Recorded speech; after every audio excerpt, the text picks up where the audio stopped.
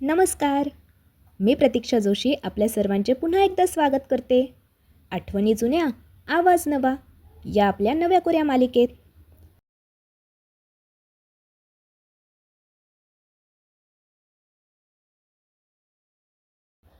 लहानपण देगा देवा. मोठ्या माणसांना नेहमी लहान व्हावेसे वाटते आणि लहानांना मोठे व्हावेसे वाटते. साधू संतही लहानपण देगा देवा असे का म्हणतात हे काणेकरांनी पुढील लघुनिबंधात सांगितले आहे.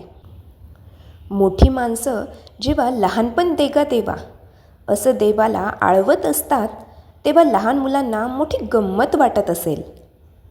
खरोखरच या मोठ्या माणसांना लहानपण हवं का उगाच आपले ही मोठी माणसं सोंग करताहेत असंच मुलांना वाटत असलं पाहिजे.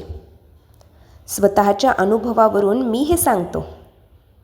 मी लहान असताना रम्य ते बालपण देई देवा फिरून किंवा लहानपण देगा देवा असं एखाद्या मोठ्या माणसाला बोलताना ऐकलं की हा माणूस लबाड असला पाहिजे असं मला वाटे.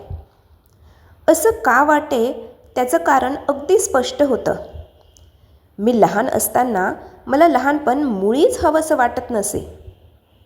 मला वाटतं कुणाही लहान मुलाला नको हे लहानपण, केव्हा एकदा मी मोठा होईन असंच वाटत असलं पाहिजे.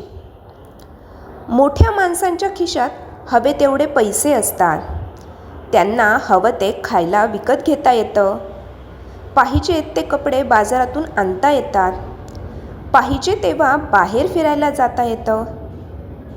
जाऊ का म्हणून कुणाची परवानगी घ्यावी लागत नाही. न विचारता गेलं तरी कुणी रागावत नाही. कुणी कान पिरगळत नाही की कधी कुणाच्या छड्या खाव्या लागत नाही. साहजिकच केव्हा एकदा मी मोठा होईन असं मला वाटत असे.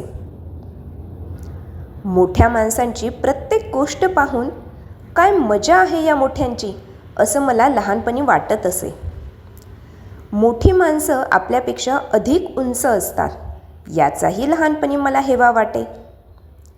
आपल्याला हवी असलेली एखादी वस्तू फळीवर किंवा उंच कुठेतरी खुंटीला असावी किंवा एखाद्या मोठ्या माणसाला ती काढून द्या म्हणून आपण सांगावं. आता नाही देत मग देईन म्हणून त्यांनी दम भरावा. असं काही झालं की नको ते लहानपण असं मला होई आणि मोठेपण लवकर एकदा दे ग देवा असं मी मनातल्या मनात म्हणत असे.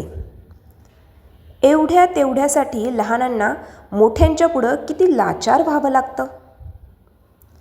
एकदा घरातल्या एका मोठ्या माणसानं मला चांगलं बडवून काढलं तेव्हा रागावून मी त्याला म्हणालो, थांब तू, तुझ्या एवढा मोठा झालो की मीही तुला असाच मारीन. माझे हे शब्द ऐकून तो मोठ्यानं हसू लागला. तेव्हा मी गोंधळून गेलो. तो म्हणाला, अरे पण तू माझ्या एवढा मोठा होशील तेव्हा मी तुझ्यापेक्षाही मोठा होईनच की. मी आपला वाढतच जाणार आणि तो मोठा माणूस मात्र आहे तेवढाच राहणार अशी माझी कल्पना. त्याच्या त्या उत्तरानं मी आणखीनच लहानपणाविरुद्ध मनातल्या मनात सरफडू लागलो. या सर्व गोष्टींवरून कुणाच्याही लक्षात येईल की लहानांना लहानपण देगा देवा असं कधीच म्हणावंसं वाटणार नाही. उलट केव्हा एकदा देव आपणाला मोठेपण देईल असंच लहानांना वाटत असतं. लहानपण दे, लहानपण दे ही ओरड मोठी माणसंच करत असतात. काय मजा आहे पहा. लहानांना मोठं व्हावंसं वाटतं आणि मोठ्यांना लहान व्हावंसं वाटतं. बरोबरच आहे. लहानपणी मोठेपणाचे फक्त फायदे दिसतात, तोटे दिसत नाहीत. लहानपणाचे जे फायदे त्यावेळी दिसत नव्हते ते मोठेपणी दिसू लागतात आणि लहानपणाचे तोटे किंवा लहानपणी झालेला त्रास माणूस विसरून जातो असंही म्हणता येणार नाही.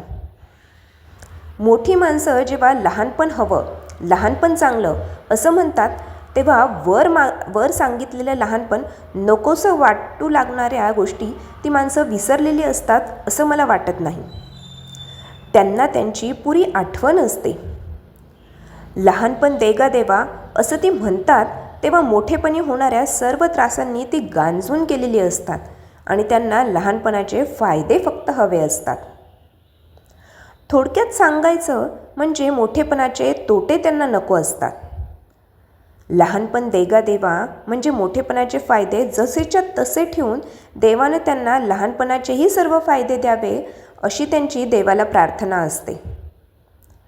पण देव कुणाचे कसले फाजील लाड करत नाहीत.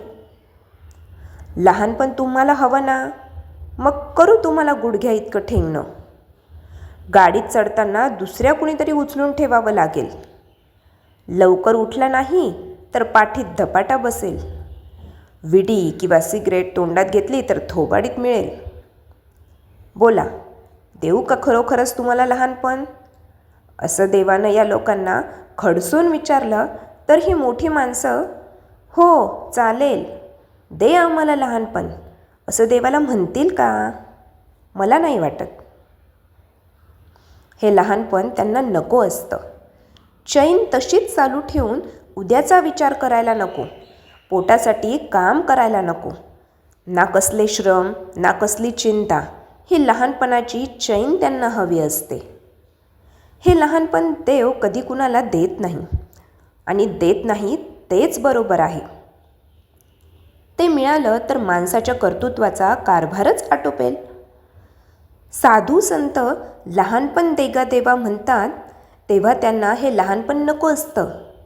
त्यांना लहान मुलांचं शुद्ध निर्मळ मन हवं असतं आणि हे लहानपण देव त्यांना भरपूर देतो. काय मंडळी, आवडला ना तुम्हाला आजचा भाग? पुन्हा भेटू पुढच्या गुरुवारी एका नवीन भागात. अच्छा.